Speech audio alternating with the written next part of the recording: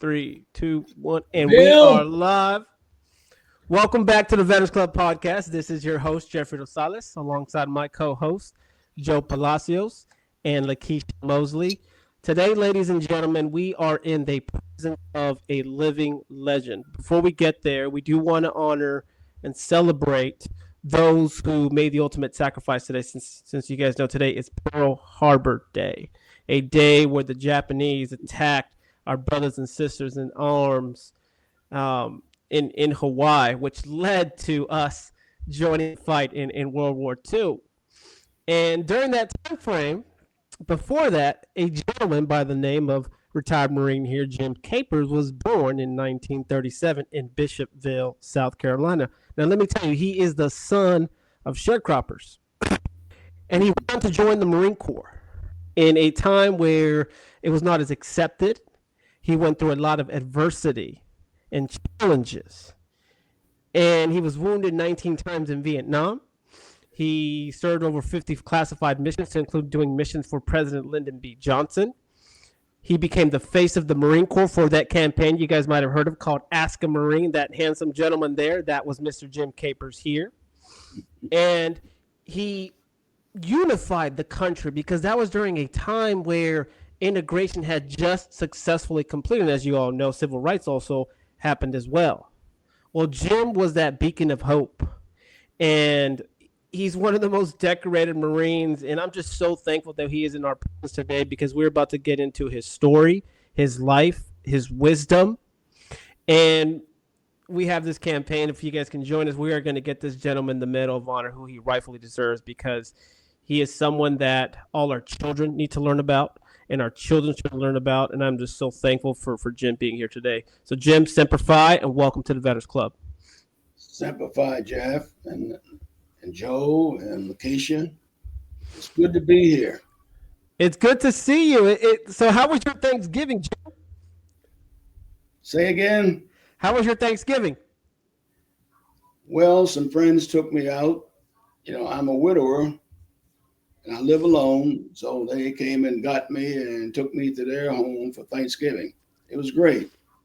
That's awesome. It's always good to have a good warm cooked meal. As you can tell, for me, it was a really great Thanksgiving as well. Came down with a lot of kids like to run around and spread things, so they spread it on to me, and I'm here now in the early, probably later stages of recovery. So I think we're good to go for that. But Jim, I'd like to start off a little bit since we're talking about your presence of your home. You had Thanksgiving. I'd like to talk about your background and upbringing first. Tell us a little bit about what was it like growing up in Bishopville, South Carolina. Well, Jeff, I didn't grow up there. I was born there. And times were a little difficult back in those days. And my family were sharecroppers. And didn't go well. A lot of childhood diseases back in those days. And we suffered 3 lost siblings from diseases that would have been easily cured today. And as a child, I also had that disease, but my families went to a white couple and who were also pretty much sharecroppers, but they had better medical uh, advice, and they took me in, and at night they put me down to sleep. They woke me up. They cared for me, and somewhere along the line, I recovered, and they arranged for me to go to Baltimore to join my family, which was my father was there. My mother and my sister and 2 brothers. Somehow we got to Baltimore. I don't know how.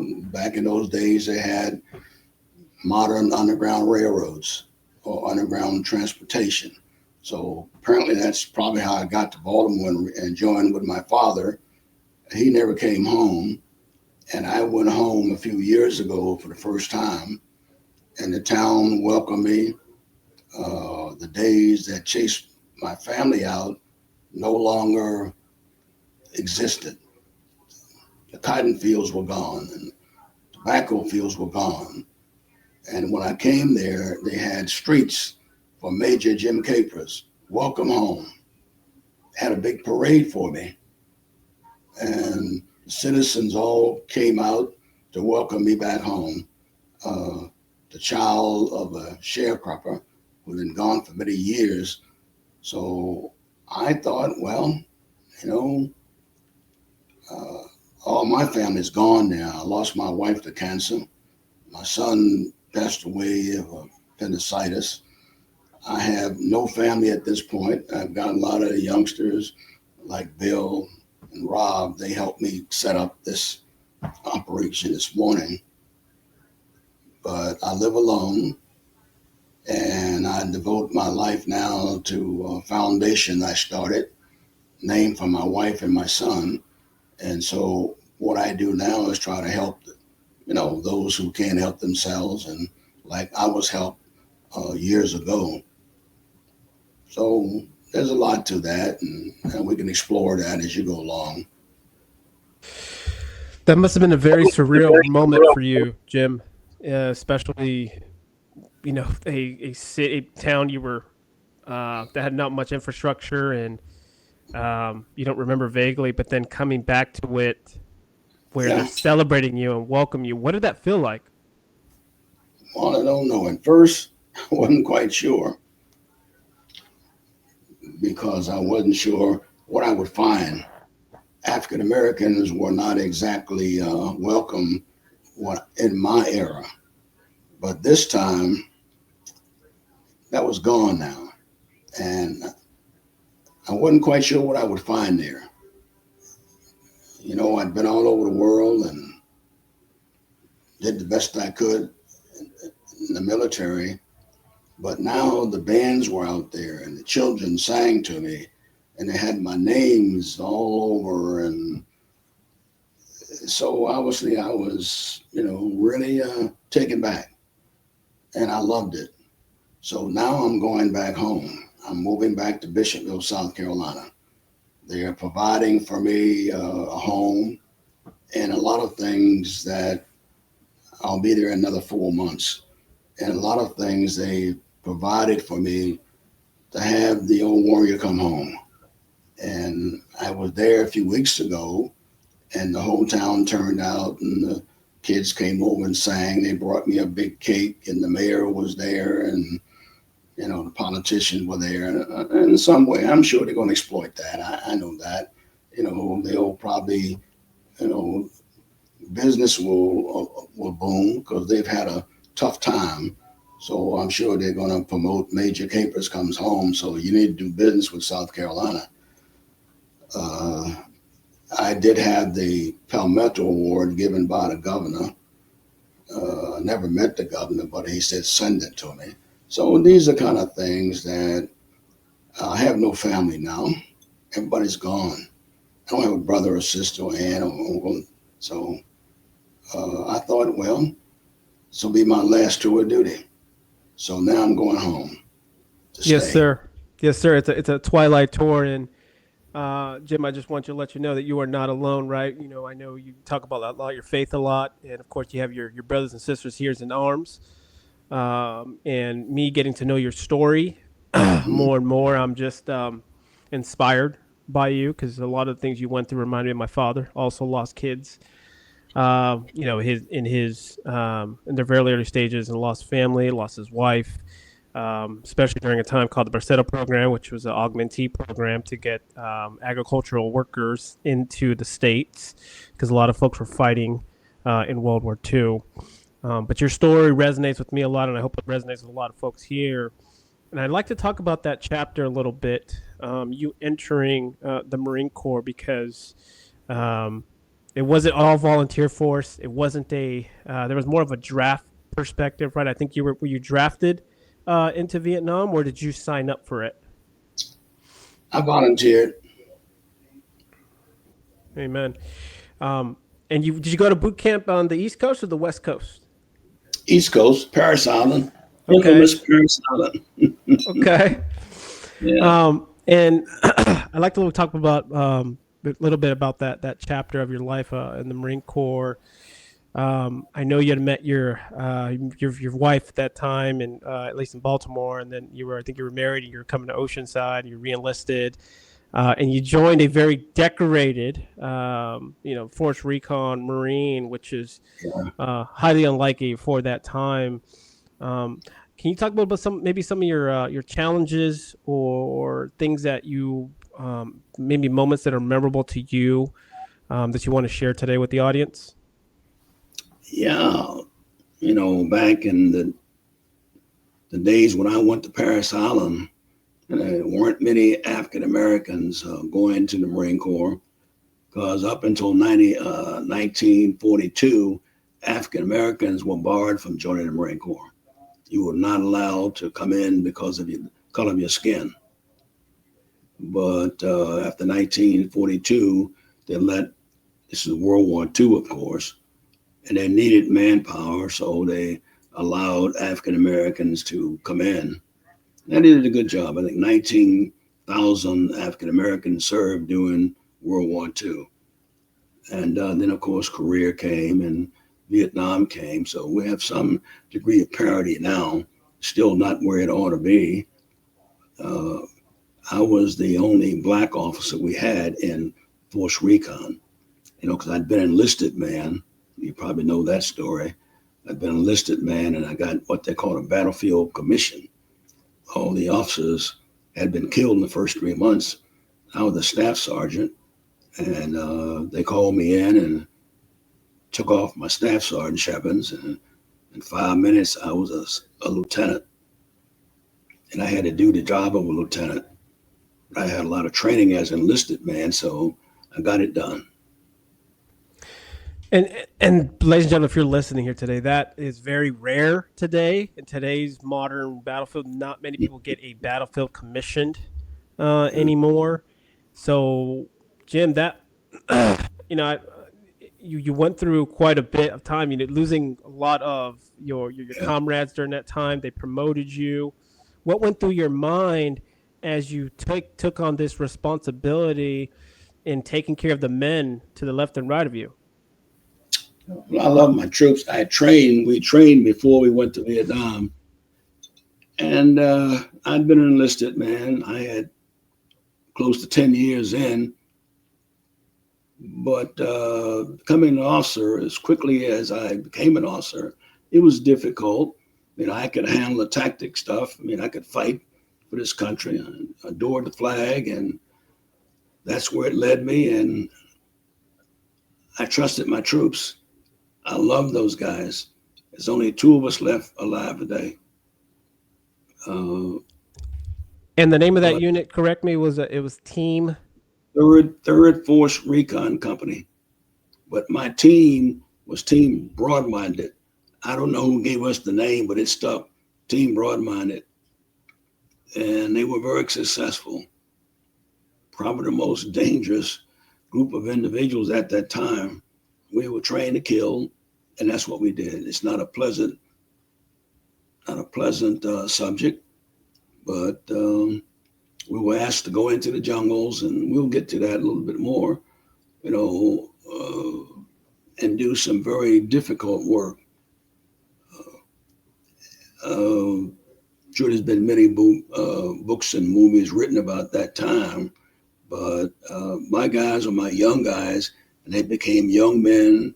They were young men that became warriors.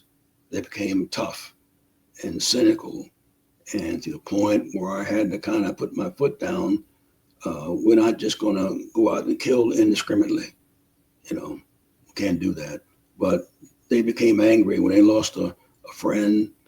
Then I had to make sure that they didn't violate the code. But there were times when they were overwhelmed with the loss of their friends and the way it happened. The enemy was very violent towards us.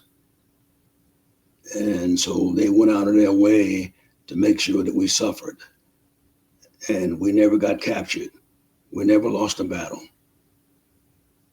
But we lost a lot of men during that period of time. And, you can talk about that stuff all day long, but I'm sure you got other stuff you want to talk about. Joe, go ahead. It's really powerful subject that you're talking about at this point. I was actually really kind of more curious early on because of the selection process for force reconnaissance. Like, what was the selection process back then, James, for someone, and especially at a time where, you know, people of color weren't really kind of like, oh, we can't really. And I know that it was a broad spectrum, but I know normally what I've always noticed was the integration in the special forces has always been a little bit more advanced. And it's because I think of the training. So could you elaborate a little bit on the selection process and how did you even get into force reconnaissance? Like, was that which again, I want to say thank you for your voluntary service, because I don't think people really understand the gravity of what that's like in that time to volunteer of service when it's a bunch of draft time. And I know that's the same thing now. I think there's a lot of young guys that volunteered knowing they were going to go, especially for Marines. I think a lot of us volunteered during the time of war. So again, apologies. My mind works this way, just like all of our veterans do. We're all over the place. Normally we can connect it, but let me go back. I'd love to hear about how the selection process was for you to get into reconnaissance. All right. Yes. Well, let me tell you about it then. Okay. I came in 1956 after the Korean War and World War II was over. And so, you know, most of the guys had gone home, had families, and did movies and wrote their books. But there was still a dangerous world. And we still had to protect this great country. So at that time, you expected to be drafted or volunteer. I was not drafted. I volunteered for the Marine Corps, went through boot camp and all that. And I did 3 years in the infantry, and we landed in Lebanon in 1958. I made meritorious sergeant. My first war was dangerous. We didn't lose a lot of guys, but Eisenhower was president, and the Egyptians closed the Suez Canal. And Eisenhower said, well, you got to close it back or I'm sending in the Marines. And that's exactly what he did. And then they called us at night. We just basically got out of training and said, you guys are going to the Middle East. So we did. Went to the Middle East, and, you know, we fought the guerrillas up in the mountains, and very successful. I made meritorious sergeant after the operation. I'd gone to the Middle East in 1956, you know, but a lot of times in the Middle East, we have the same problems now, religious type of things. And I've been there a couple times.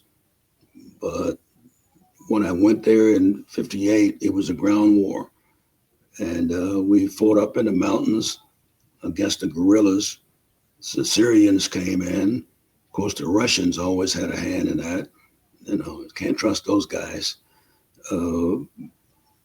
But after I did that, I felt like, well, I can stay in the Marine Corps, or I could get out and go back home, which wasn't a whole hell of a lot for young black guys at that time. And so I chose to stay in the Marine Corps. Off I went to California, and I volunteered for the only special unit we had in the Marine Corps. That was First Force Recon Company. And of course, the selection process. They had any black guys there, but you know, you had to be able to swim and all of the running and climbing the mountains and rappelling and all those things. So I did that. And after my test, they called me in and said, you didn't make it.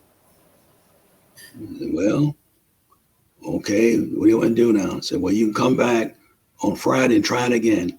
They didn't think I'd show up. Yeah, I showed up.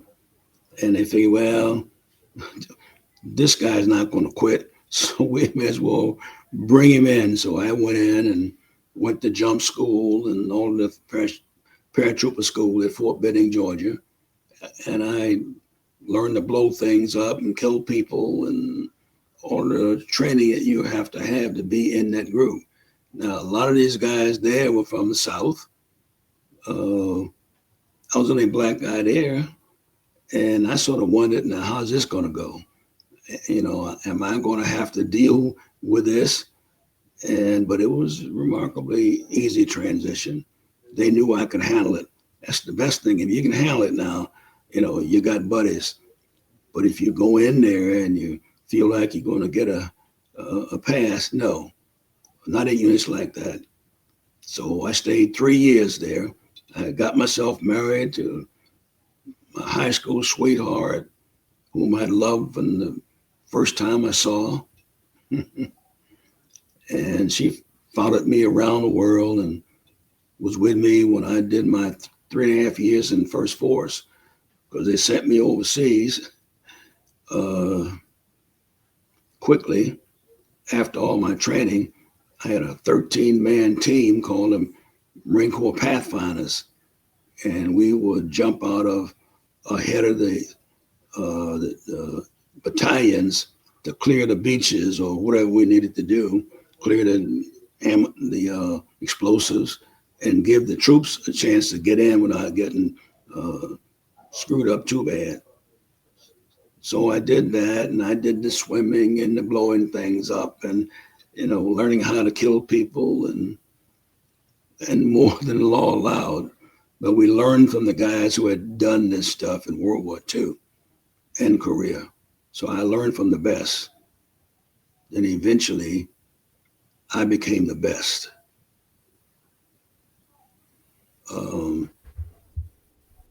We had a child. My son was born blind, special needs. He's gone now. My lovely wife, Dottie, we were married 50 years. 50 years, she tolerated me and followed me around the world. And, I still love her today. I've never remarried. I don't know. I've been widowed for a long time, but I'm still in love with Dottie Capers. I have some friends, and they say, Major, I know this girl over here, and I think you like her. Well, I have problems with that. I have to agree with you on that, Jim. I think sometimes some of the most unsung heroes of service are spouses, like the ones that they went with us. They fall, they hook, line, and sinker. They are hoorah Marine Corps. They go, I understand. You got to go do this, and they're there to support. I think a lot of times we forget they put up a lot. It's hard to find one that sticks with us like that. So yeah, I live that. Excuse me. So Jim, go ahead. Okay, go ahead. Yeah. No, you go ahead. So, well, I do want to kick it over to Lakeisha, but I think that's a very important point that Joe was talking about, because someone has to keep us straight when we're going through all this training, and someone has to be kind of keeping us in line, right? We have that CL sometimes at home that, tell us what to do. And so I think, our military spouses, shout out to you for all the things you're done. But your mindset, there was a lot of things going on through your mindset that kept you going. One was family. One was being told that, you're going to quit. And that probably led you to become the best, right? So I want to kick it over to Keisha, because she talks a lot about some of those items. Absolutely. Thank you so much, Jeffrey. One thing, Major, I want to say to you, just being someone that was a service member, but also that was a military spouse, truly understands what the mission is and how we serve too, even without, being in, where you went in combat. I feel that what you're doing right now is your purpose, is your mission, and, you're made for this, you're not trying this, you're made for this, and you're resilient at it. And, just being the way you are, somebody else needs to hear how to persevere as well. Even when they think they can't, but they can. So I would like to talk to you about, just being in a service member as you are in recon as a Marine. That's an elite service, right? Part of the branch. My question to you is, what advice do you have to share for military veterans and for young service members, how they can push the limits and achieve excellence at the way you do? Well, as a matter of fact, since I've been retired, I work with veterans, and it's kind of difficult for me because the military has changed a lot, and kids today get a lot of things that we didn't dream of. I'm not jealous of that. I'm proud that we have the youngsters joining because I've been around the world and I've seen the other places. A lot of it is dark and dreary. I left blood in 3 continents. I volunteered. But when I came home, wasn't a whole lot of help for a guy like me. When I retired, I got no benefits. But eventually, the VA, and they began to realize that guys like me should get something. After my son died, then my wife, they're both buried up in Arlington National Cemetery now. But we had to get Congress to talk to somebody to get my wife and my son buried in Arlington. The commanding general came down to my wife's room before she passed away and gave her an award, to Miss Dottie Capers, and by the commanding general. And she died shortly after that. But that's just a part of what I can remember in the sequence. Sometimes you may ask me something and I may be thinking about something else, so forgive me if I don't specifically pinpoint everything you say, because I'm 87 years old. I fought 2 wars. Jim, you are 87 years young, because I'm sure you probably got a PT workout earlier today. You're just not telling us. That's probably what happened. I feel that way too. You're right on it. You are literally giving us everything we need to hear, and I just appreciate you and commend you. Thank you. Actually, I thought we were 249 years old. I mean, didn't we just have a birthday? I believe we just had a birthday. Wow. I'm pretty sure we're 259. Yeah, well. And going strong, Jim. Yes. Thank you. I really appreciate that. Yeah. Trying to do the best. I would like to say this too, Jim. You may think that you're, not achieving excellence, but I feel that you left your legacy within your book. Let's talk about that. Your book, when you can, just as far as the brilliance of, faith through the storm. Yeah. I feel like that was truly amazing, and we're able to read that and remember just how brilliant you are. Thank you. I really appreciate that. I'm not sure if I'm brilliant, but I went through a course called the NBC course, Nuclear Biological Chemical Warfare course, and I was the only Black guy in the class. Excuse me. You had to have a certain IQ to get in or qualify for the class. I went through the course, and the final test, they teach you to blow things up and make a nuclear bomb. Theoretically. But when I got my final score back, I didn't miss a question. And they gave me a 99 point something. So I went in to see the director of the school, and I said, wait a minute, I didn't miss any questions. Why didn't I get a perfect score? He said, you don't get a perfect score in this school. So I graduated #1 student. I didn't miss a question, but I was honor graduate. I used to think about, wait a minute now, did racism play any part of that? But looking back at it, I don't think so. I was just in a course. I had a high IQ, and they sent me there. But when I got back to my unit, my parent unit, the CO called me and congratulated me for doing well in the school. The only African American who ever been to that school and did well. The same thing with combat swimmers. Only black guy in the course. I did well. I was honor graduate. But again, when I first got there, the CO of the school said, well, we're going to send you back to Camp Lejeune, North Carolina. I said, may I ask you why, Commander? And he said, because we don't have any African Americans in this course. I said, why not? He said, because they can't swim. I said, you telling me African Americans can't swim? He said, we don't have any African Americans in the class, and we won't have any in there. So we're going to send you back home. I said, well, why don't you give me a shot at it? Put me in the water. Give Sergeant Capers an opportunity to show you that I can swim.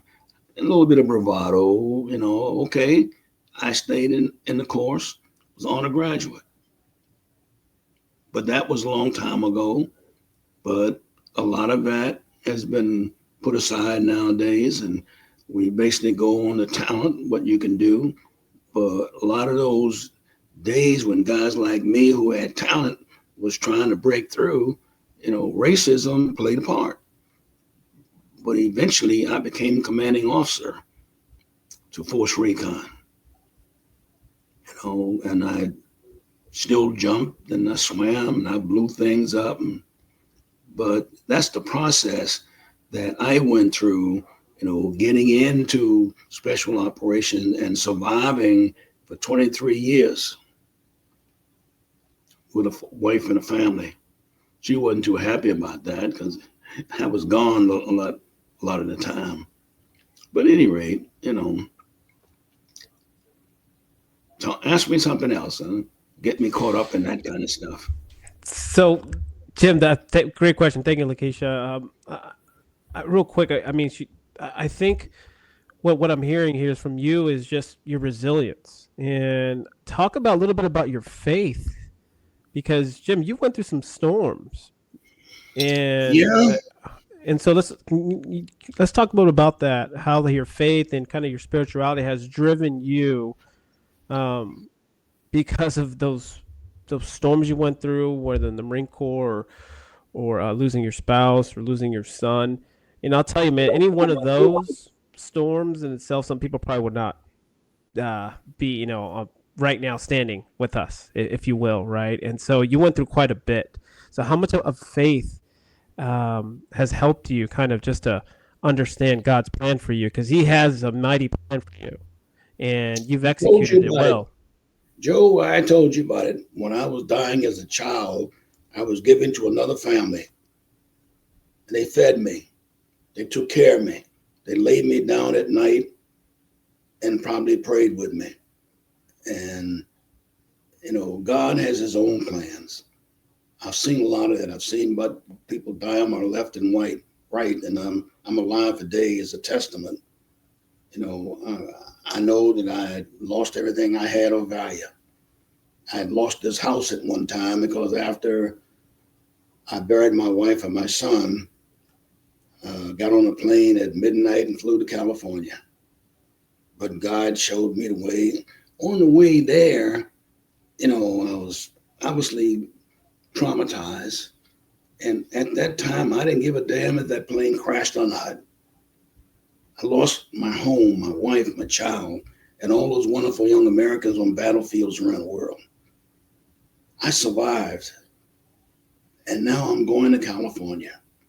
And I didn't really care at that moment if that plane went down.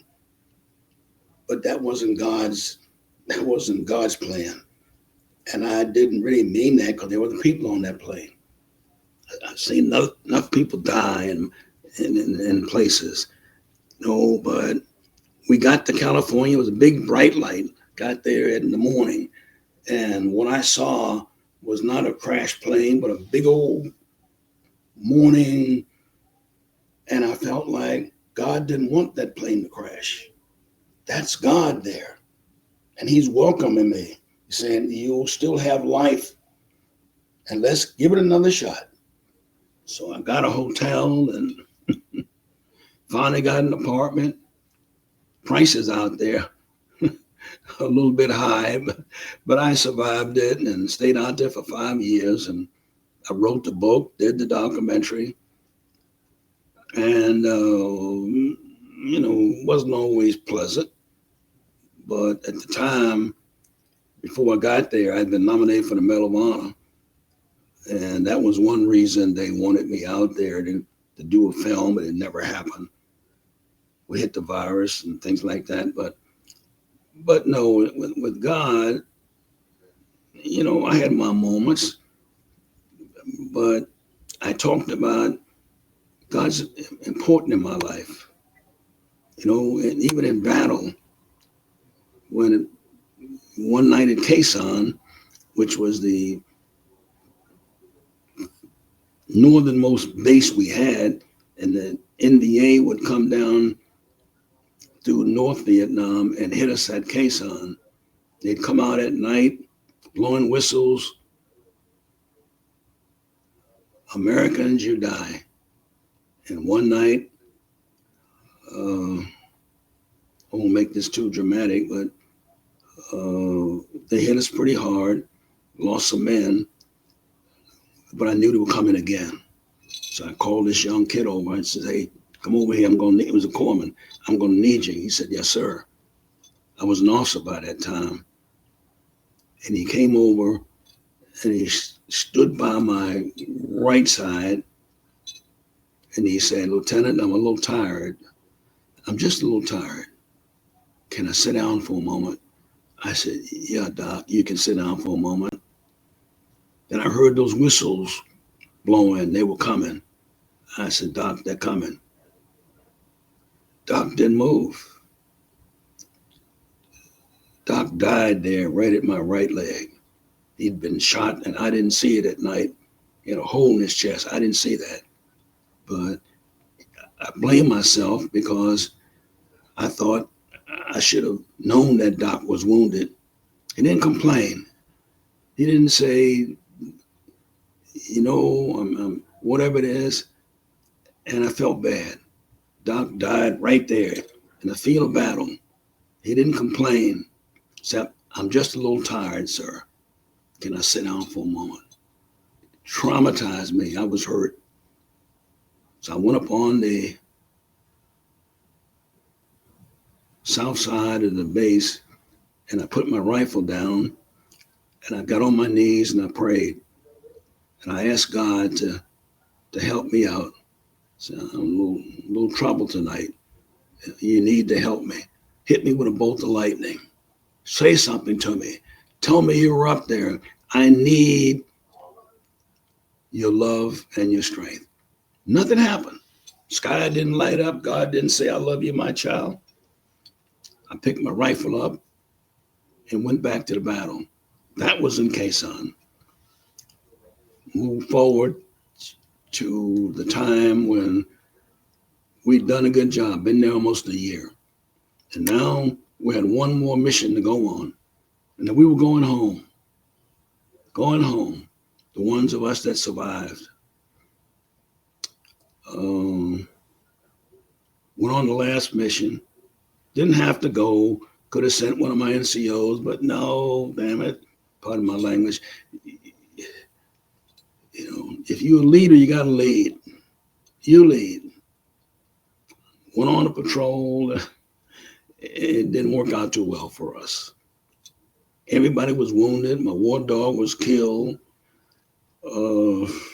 I was wounded a bunch of times, and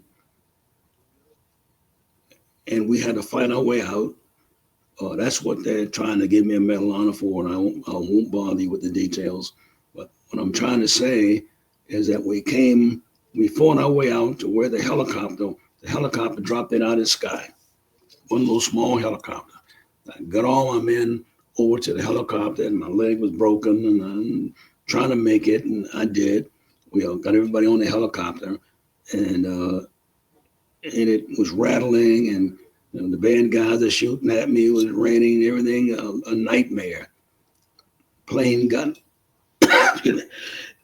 got off the ground about 6 feet and crashed.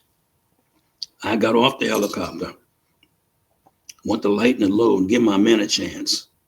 Give my men a chance. That's all I ask. Get my men out there. I'll find a way. There was a river not too far, and I figured I could swim that river. There's a way I could, even with the wounds I had, I thought I could have made it. The crew chief on the helicopter reached out and grabbed me by my harness and pulled me back on the helicopter. Chopper went up again, shivered, and the guys were really in bad shape. Nick had lost a leg, and Stanton lost a kidney, and then all of them just basically shot up. Blood was flowing off the helicopter. And I said, forget me. But the crew chief didn't forget me. Like the hand of God reached out and pulled me on his helicopter. I'm dying from the loss of blood. If I didn't get help again soon, it would have been over for me. But I was willing to make that risk. But at any rate, we got up, and the chopper caught power, and it took off and was flying through the rain. All my men on board, even the dog's war body, the war dog's body in. We were flying home. The co-pilot was shot. The chopper was wobbling, and I had all my team on there. Then all of a sudden, the chopper started going down. Everybody felt it. It's going down. I figured we're going to crash. Remember when I told you that up in Quezon, I put my rifle down and I asked God to help me. At that moment, God's hand reached out and grabbed that helicopter and kept it flying. The helicopter did not crash. When I sat on that mountain back there in Quezon, God heard me. See, God doesn't do things when you want them done. God does things when he wants them done. He kept that helicopter flying. It did not crash. Amen.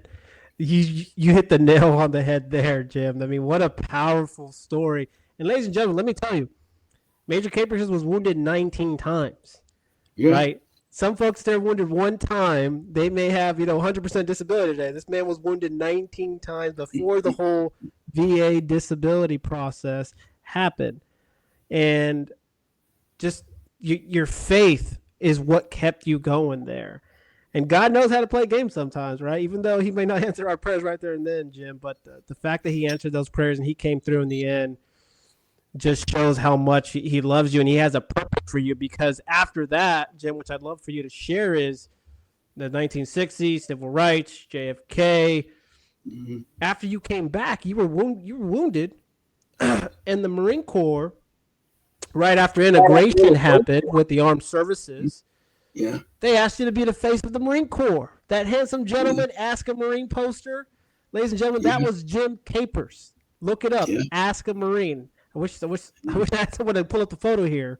But talk about that, because, I mean, the fact that the Marine Corps selected you to be the face after integration happened, what did that feel like? Like, was that just something that you're planning for, or did they just say, hey, you know what, we want to make Jim Capers the face of the Marine Corps? Like, what was that process like? Well, let me just go back to my life with God, life without God. Well, I lived without God, but I lost my son. He came to me one night and said, Dad, I got a stomach ache. Took him to the hospital. They didn't do their job. And in 3 days, my son was dead.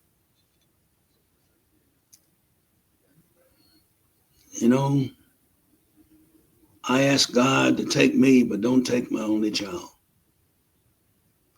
Gary closed his eyes and went on to heaven. But you see, my son is not blind now. He's not special needs. He's there with his mother. They're sitting on the right hand of God. And he can read, he can run. My wife doesn't have cancer now. And she's in heaven. And if I don't screw up too bad, God has promised me I'll see them again one day. I'll see them again one day. I want to believe that. I have to believe it. So when I said I don't have anything, yeah, I got a faith. That faith has held me to go since the time I was given away as a child. And I found my way to where I'm sitting with you today. Now,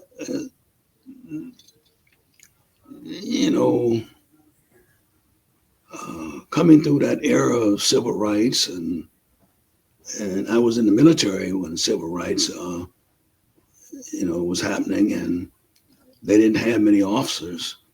When I got a commission in 1966, I think it was, when I was an enlisted man, then I got the commission, and then I made first lieutenant, and all the way through, I got selected for colonel, lieutenant colonel, but I couldn't do it anymore. So when the general was going to promote me, we didn't have a lot of black officers, and after that recruiting poster come out, a lot of kids saw it through the years, and now I see a lot of young generals who say, yeah, I joined the Marine Corps because I saw the recruiting poster. I didn't need any credit for it. Secretary of Navy called me, and one afternoon, well, actually he called my colonel's office, and the colonel called me and said, Secretary of Navy wants to talk to you. And he told me that they want to increase the number of black officers they had in naval services. And he said he looked at me and thought maybe I could be that guy. And I said, well, Mr. Secretary, I didn't go to OCS or basic school. I didn't have that. My commission was 5 minutes. I had to go on a mission the next day. I wished I had gone to officers training, but I didn't. Even today, a few years ago, they took me to Quantico, and they let me sit in the classroom where the young kids were training to become officers. And I sat there for a day, and the young kids came over and talked to me about this or that. And then the general came over and gave me a certificate of graduation. Years after they should have commissioned me, he gave me a certificate. So I'm officially a graduate of the OCS class, but never spent a day in there during the time. But that was a transition.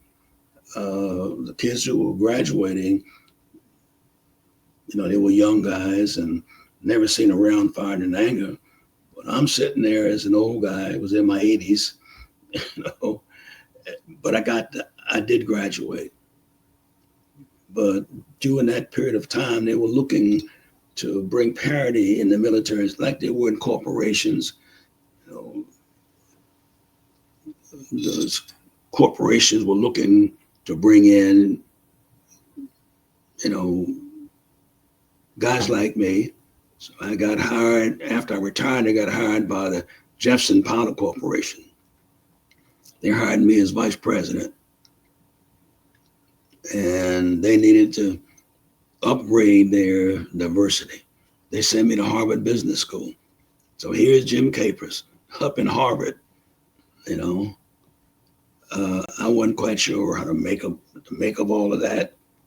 I knew what Harvard was, but I didn't have the preparational training to be there with these kids. There was 50 students in the class. Well, when I got there, they were young guys, but they were bright. They'd been best and the brightest, and they bring the old warrior in, and these kids had no discipline. So while we're in the class, they didn't get to the class on time, and so I did the best I could. So they put me in charge of the class. So, okay, Major, how about getting these guys in the class? We had 3 black guys in the class, and they didn't want to come and talk to me because they felt like if we were together, folks would say, well, there's go the black guys are getting together. 4 guys in the class, me and 3 others. So how are we going to take over this whole class if just, they thought that we shouldn't be together. And sometime other guys will come by and say, hey, you guys are together. What are you trying to take over?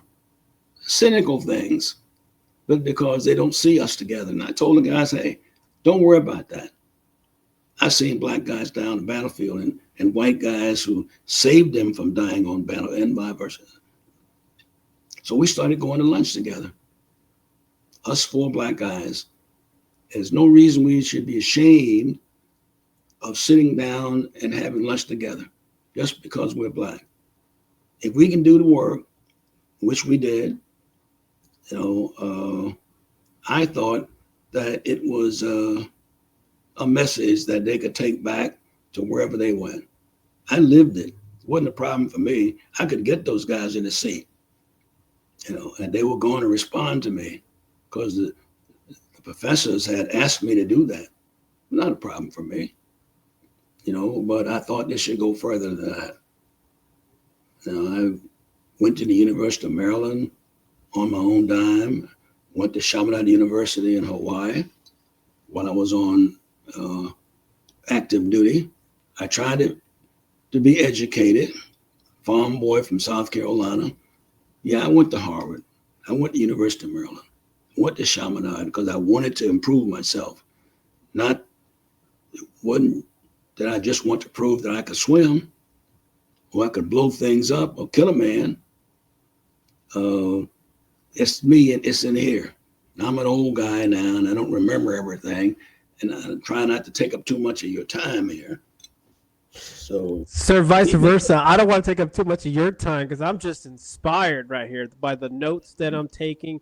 Jim, you are inspiring millions of people today.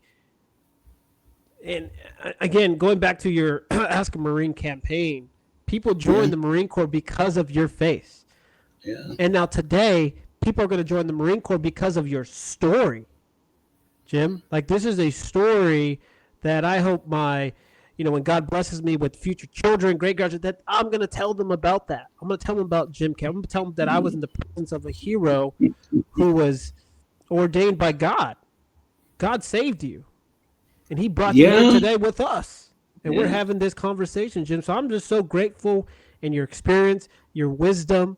You are beyond educated, sir. You are someone who has a lot of tree of life, not a tree of knowledge. You have the tree of life, Jim. And I'm just so grateful here. And I want to pass the mic over here to Lakeisha or Jim, or excuse me, Joe, if they have any comments or questions, because I have so many.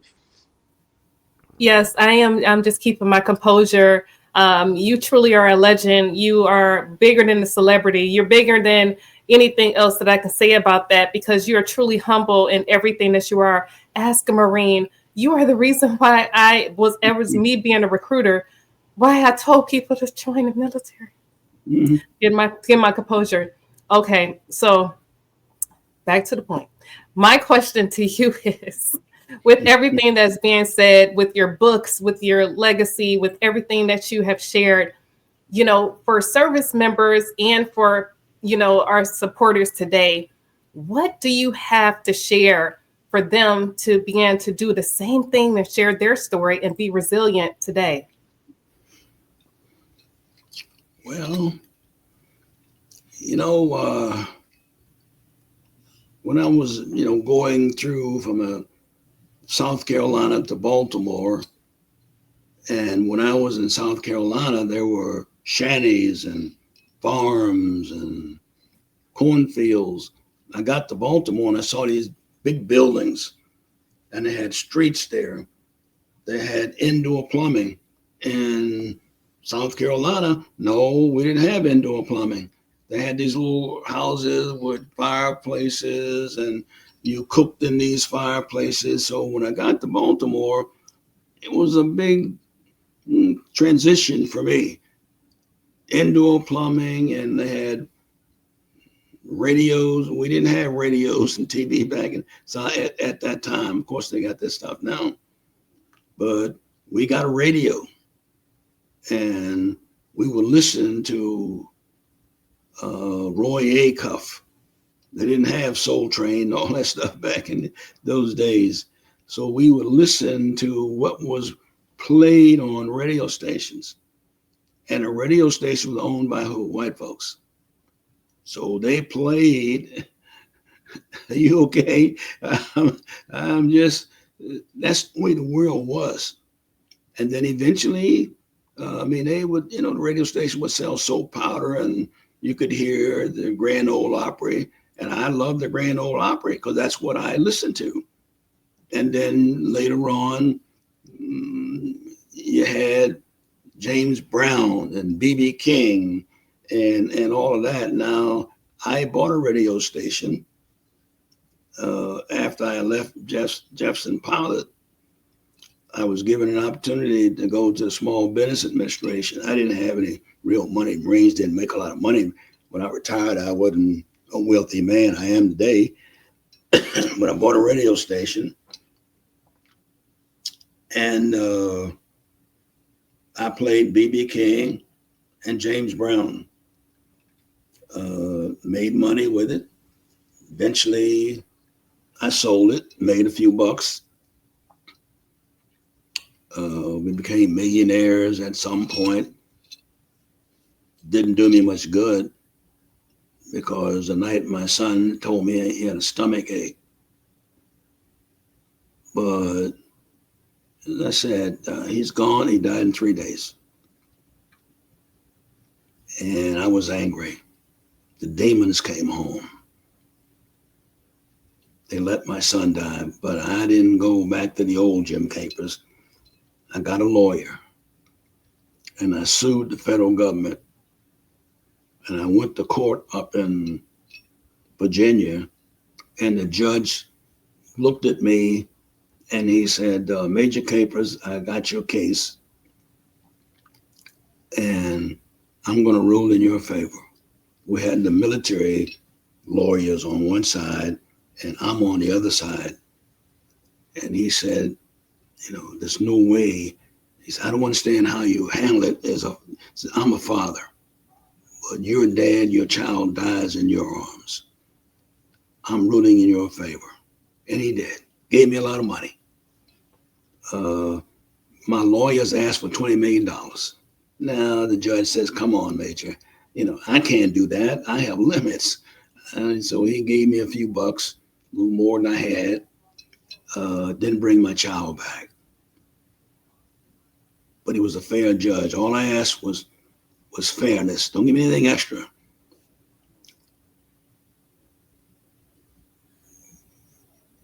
And the judge shook my hand, and I went home to the house that my wife and I lived in. And I wondered, God, come on now. Here's Jim Capers again. I'm on my knees again, God. I know you helped me in Vietnam and you helped me in other places. Can you help me understand this now? And God told me, you already understand it. You already understand it. I put that understanding in you when you were born. Prayed a lot. Prayed a lot because I needed that prayer. I prayed a lot during battle and encouraged my men to go to church. As a matter of fact, as a side part of this, I built the church once.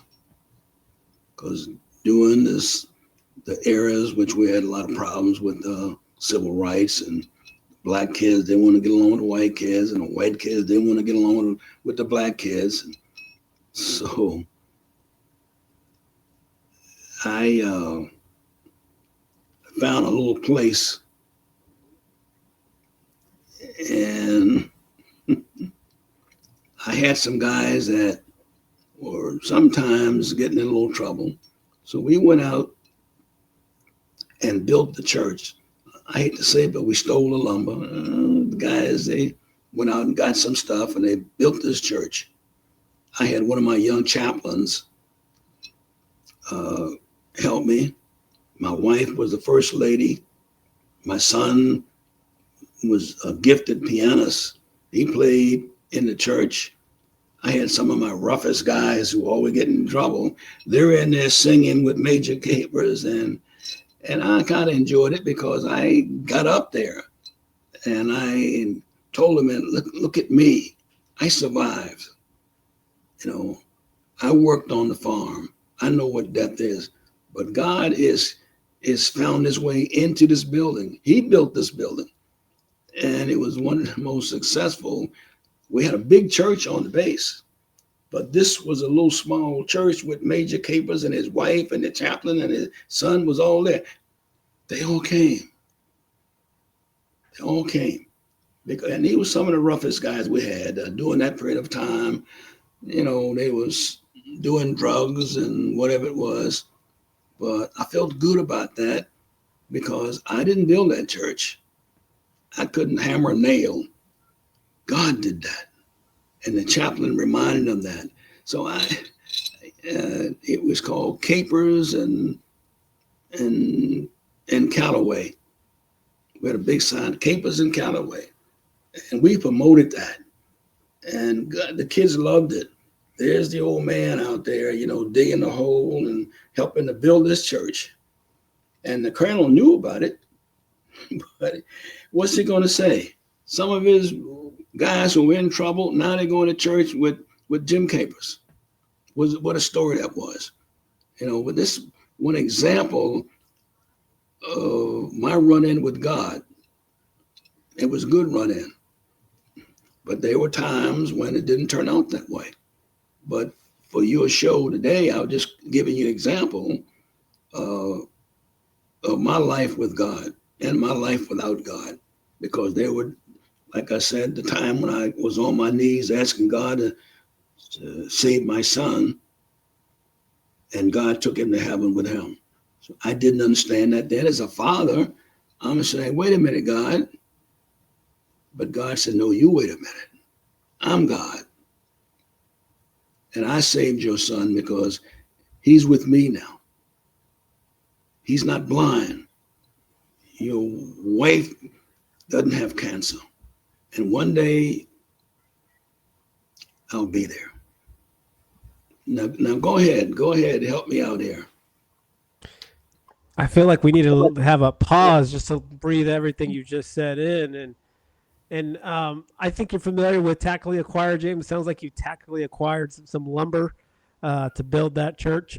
That's something we usually say a lot in the Marine Corps. We don't say steal, we say tactically acquire. That's something we like to say a lot. Yeah. You remind me a lot of the story of Job, Jim.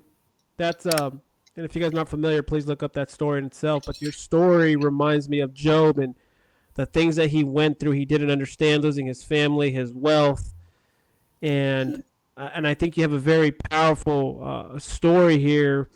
And ladies and gentlemen, real quick, I'm going to put a QR code. I'd love for you guys, if you guys really like what Jim and he's talked about, he has a book called Faith Through the Storm, as you guys just witnessed right now, his faith through these storms. But I'd love for you guys to check it out and support Jim. And he also has a foundation named after his wife and son, the Gary and Dottie Foundation. And a lot of those proceeds go to helping our brothers and sisters in arms through homelessness, or they need some type of counseling or support, right? And I'm amazed, Jim, at all the things you've done. I'm sure there's probably more that you're not sharing, but I mean, your life is a very complete life, and we're all here going to pray and support you so you can get that Medal of Honor that you rightfully deserve, that you've been nominated for twice, is my understanding. And I know there's quite a bit of Marines here that I've been talking to the last couple of days, and I just want you to know, brother, that you live those core values of honor, courage, commitment, and we're here with you as well, right? We're always going to remain faithful to you like you remain faithful to God, and we're going to remain faithful to God as well, Jim. And I'm very grateful to be in your presence. I want to give a shout out as well to Mr. Danny and Jackie Garcia. Because of them, again, through Right. faith, they're the ones that connected me to Jim Capers. And I also have to give a shout out to Haram Figueroa as well, another Marine as well, who, along with Paul and Frank and your team and Bill, I'm just amazed right now, Jim. And again, your story. I hope if you have children, ladies and gentlemen, if you're listening today, please share this story with your children. I mean, he just shared a lot of wisdom, especially the leadership, how he didn't quit. He didn't give up when somebody told him, no, he can't swim, which I think is a freaking myth. Excuse my language. And he is someone who has demonstrated excellence today. Even though he's taken a lot of burdens and long suffering, Jim still loves God more than ever today here. So thank you, Jim. Lakeisha or Joe, any final questions or comments?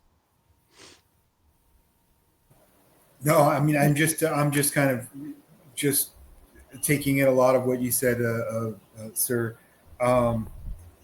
What an amazing career, and even after, like, some amazing stories that you've shared.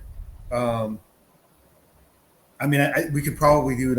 I'd love to do another follow up and kind of go into a little bit more of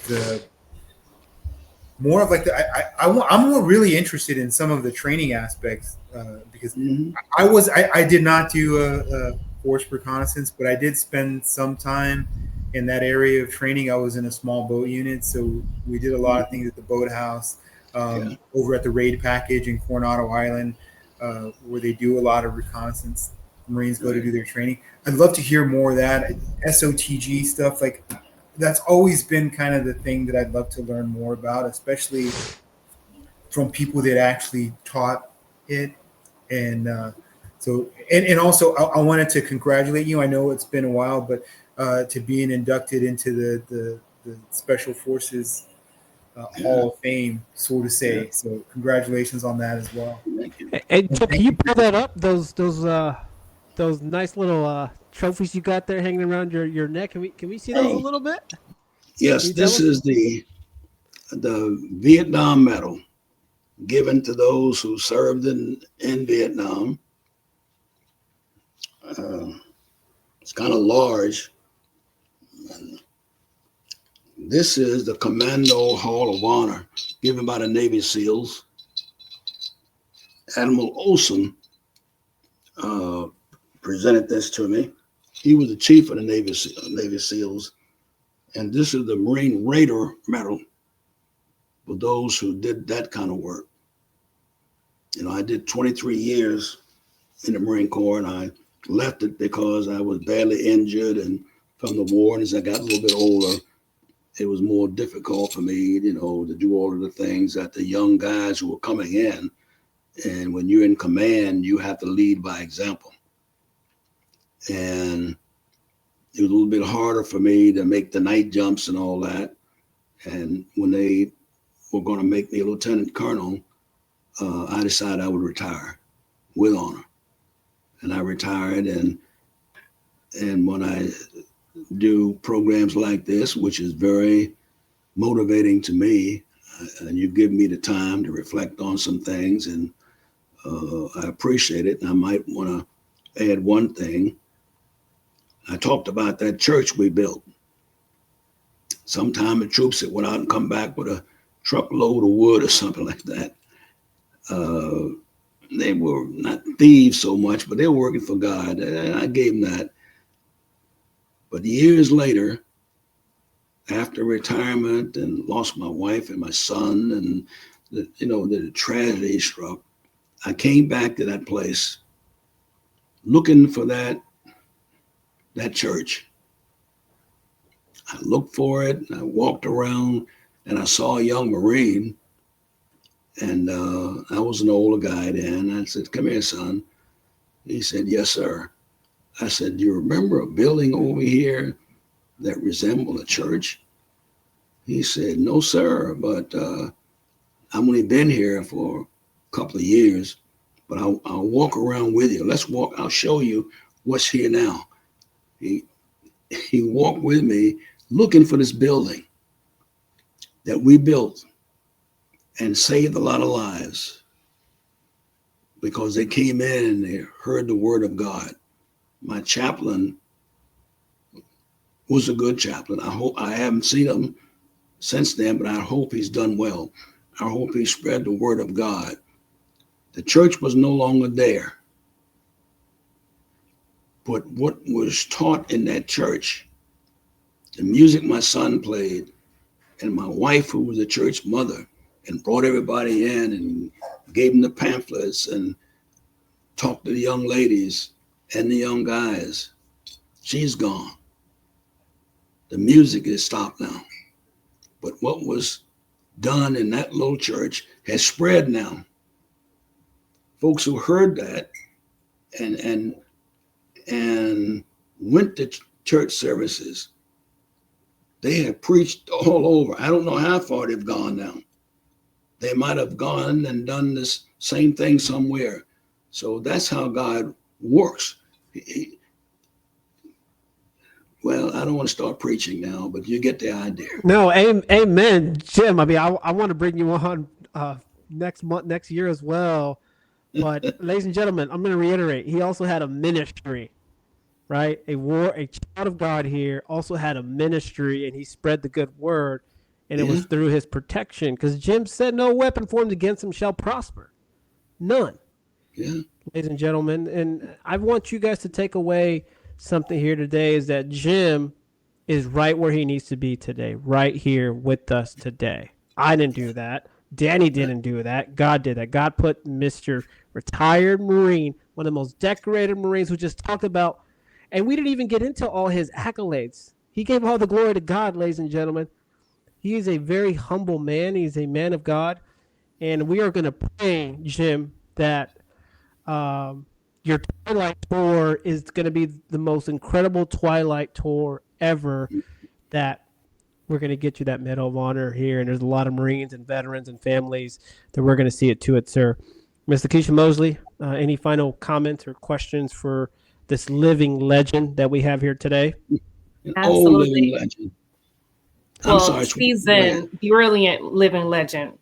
You know, thank you so much for your service, and thank you so much for sharing what your purpose is today, because it continues on, you know, and it is through all of us, and we continue on with it. My last thing is, you know, what can we do for you? Because I'm looking forward to seeing you again, but what can we do for you to keep it going, you know, the way we do it? You know, I'm a female veteran, and I'm you know, I'm Brazilian with that, but I need your wisdom to share. What can I do to move on, and what can Jeffrey and all of us in the Veterans Club to move on with sharing moving forward? I don't need a thing. Don't need a thing. It's just an honor for me to be with you. I'm proud to be here, and I don't come with my hand out. I've got God on my side. I told you I've shed blood in 3 continents. I have 19 holes I bled from. I fought 2 wars. I lost everything I had, my most valuable asset.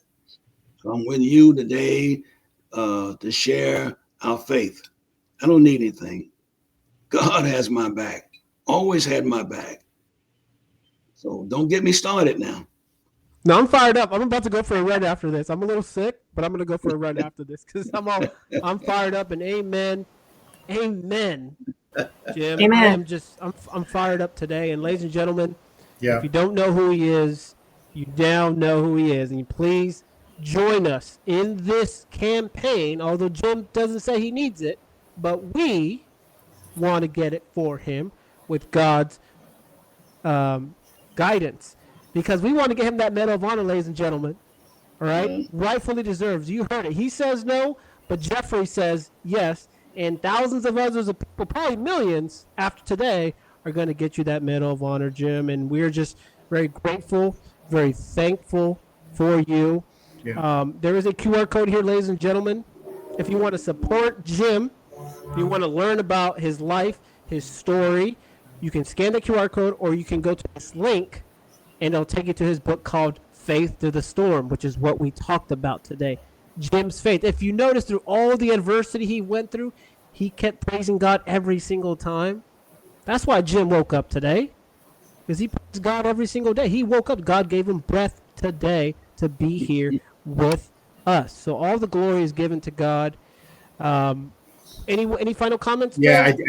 I had to, like, Jim, your last story, and then how we're ending this show, looking for the church, right? You were looking for a building, you were looking for stone and wood, but his church is greater, man. It's everywhere. So I want to thank you for that lesson today. For me, is he's everywhere. We don't need to find a building. There's no building to look for. So thank you, and God bless you, my friend. You guys are great. I really appreciate this. You've inspired an old guy, and what can I do for you? You let me know. I don't need anything, but if I can help you anytime, phone call away. Jim, thank you. I'm Okay. thankful to God today. Thank you so much, ladies and gentlemen. We hope you have a great rest of your Saturday. And if you're feeling inspired, please look up Jim Capers. Contact your senators, your congressmen. Contact this president, the next president, and pray that we get Jim Capers the Medal of Honor. God bless you all. God bless my fellow Americans. Veterans Club signing out.